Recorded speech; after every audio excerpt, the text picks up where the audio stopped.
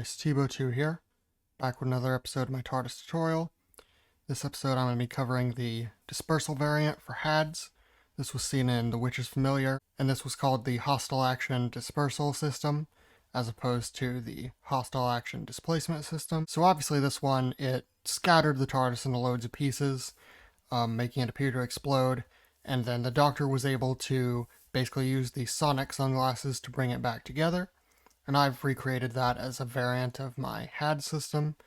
So let's just show that off. So my TARDIS currently, it reacts with lava. So if we were to pour lava on it, you'll see what happens. And you can see the TARDIS kind of blew up, supposedly. And the illusion's a little bit ruined because you can literally see it over there. But yeah, point is, the TARDIS does obviously get displaced as it should. So really the dispersal part of it is really just a visual effect more than anything. I am considering making the TARDIS also go invisible. We actually are able to bring the TARDIS back here with the sonic screwdriver. It actually did mark the location before it left. And so if we just use the sonic screwdriver, check that out. It had a very cool animation. Like the explosion was kind of going in reverse, all the particles are coming back into the TARDIS, and it reappears. So how does this all work? Well, you want to come down to your HADS room, and one thing I've done in the console room is I've changed the HADS control from a comparator like this to a repeater, just so that there can be our 4 different options. And so now the normal HADS is on a delay of 2 for the repeater, so you'll want it on delay 1 if you want it turned off, and delay 2 if you want it turned on to the normal HADS mode. But here is the dispersal variant of HADS. And you can see this one is looking for a delay of 3. Otherwise, this command block's exactly the same as the prior HADS episode. So what does this command actually do? This command is executing if the repeater is on that delay of 3, and if the TARDIS's energy has enough, as in more than the HADS TARDIS energy. Again, you can look at the HADS video and the TARDIS energy system video for more information on this.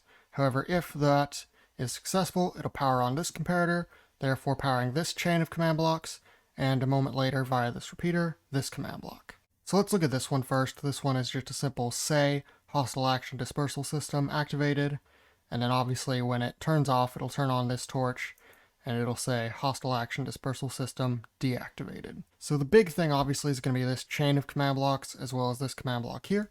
And what are they doing? Well, let's start from right here. This is on repeat and needs redstone, so it'll only turn on once this is on. And this is executing as the TARDIS at S if the block it's directly inside is lava.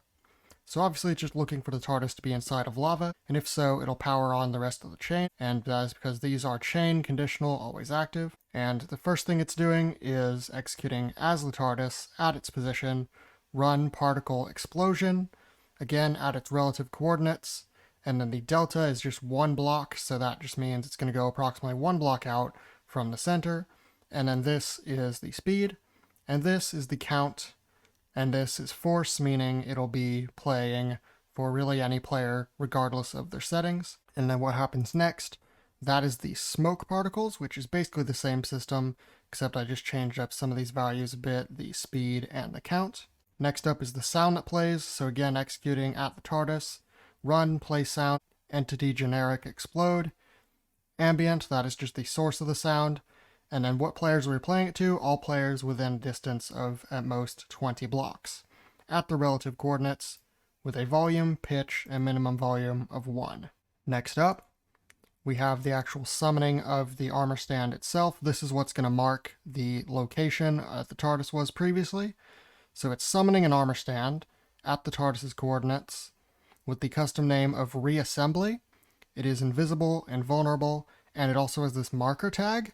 And the marker tag basically just makes it to where the entity can't really be interacted with by the player. So for all intents and purposes, it's as if the entity is not there. This next command block is going to actually run the spread players command. I believe this is exactly the same as in the prior HADS video. So again, executing at the TARDIS position.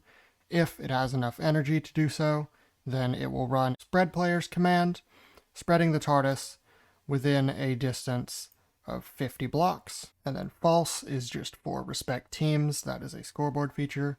And then what is it spreading? It is spreading at E name equals TARDIS.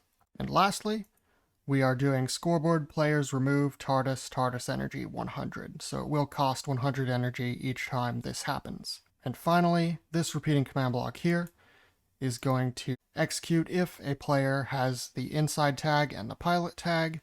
So if the pilot walks inside the TARDIS, it is going to kill the reassembly armor stand. Why is that? That's just to avoid bugs if the player doesn't reassemble the TARDIS. Basically, we don't want all those entities basically piling up. So now we need to move on to the portion with the sonic screwdriver in order to bring the TARDIS back to the location of that armor stand. So for this portion, you want to go to your room with your sonic screwdriver settings, and you want to come to the end and make a brand new setting. And obviously, if you're using scoreboards to select them, you're going to want to execute if it gets to the score. And if you're still using the armor stand cycler, you can do that as well. But anyway, once it gets to that setting, you're going to want to put a comparator, and you're going to want to make it say sonic screwdriver set to TARDIS reassembly. And then you're going to want to put a repeating command block here, which is executing at the player who has the spyglass with the name sonic screwdriver and also has a score of 1 for the sonic scoreboard. And if so, it is going to run TP at E name equals TARDIS 2 at E name equals reassembly limit equals 1. So if it finds the player who has just activated the sonic screwdriver on that reassembly setting, it's going to teleport the TARDIS back to its reassembly, which should be in the exact location that it disappeared from in the first place. And if that is active, it'll activate this chain of 4 command blocks. And this first one is basically doing similar things to before. It is running that very same explosion command. The next command block is again running a particle command at the TARDIS's position, but this time it is running the Nautilus particle, and the Nautilus particle, along with a few others, actually goes inward instead of spreading outward. So I thought it would kind of look cool, like a reverse explosion, or like the particles all coming back together. And they were blue, so it kind of worked out really well. And so you want to, in order to make it kind of go back to that center, you want to make the deltas all 0. And then I made the speed 10 and the count 1000, and it's obviously on force. So the next command block is the explosion sound. This is pretty much exactly the same thing.